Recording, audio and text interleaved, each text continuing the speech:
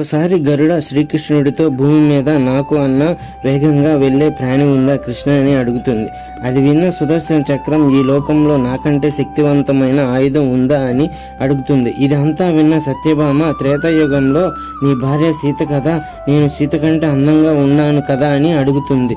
వీళ్ళ మాటలు విన్న కృష్ణుడు ఎలాగైనా వీళ్ళ అహంకారాన్ని అణచాలని గరుడితో ఒక ప్రదేశాన్ని గురించి చెప్పి అక్కడ ఒక అతను ఉంటాడు, తన కోసం సీతారాములు ద్వారకలో ఎదురు చూస్తూ ఉంటారు అని చెప్పమని పంపి సుదర్శన చక్రాన్ని ఎవరు వచ్చినా లోపలికి పంపించవద్దు అని చెప్పి సత్యభామతో సీతాదేవిలా తయారవ్వమని చెబుతాడు.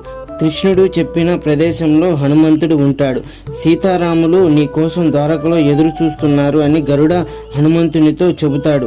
అది విన్న హనుమంతుడు గరుత్మంతుడి కన్నా 1000 రెట్లు అధిక వేగంతో రాముడిలా ఉన్న శ్రీకృష్ణుడి దగ్గర వాలిపోతాడు. ద్వారం దగ్గర నిన్ను ఎవరు ఆపలేదా హనుమ అని శ్రీకృష్ణుడు అడగ్గా, ఒక చక్రం ఆపింది స్వామి, దాంతో యుద్ధం చేస్తే మిమ్మల్ని కలవటానికి ఆలస్యం అవుతుంది అని దాన్ని మింగేశానంటూ సత్యభామను చూసి, ఈ చెలిగెత్త ఎవరు స్వామి, సీతమ్మ ఎక్కడ ఉంది స్వామి అని అడుగుతాడు.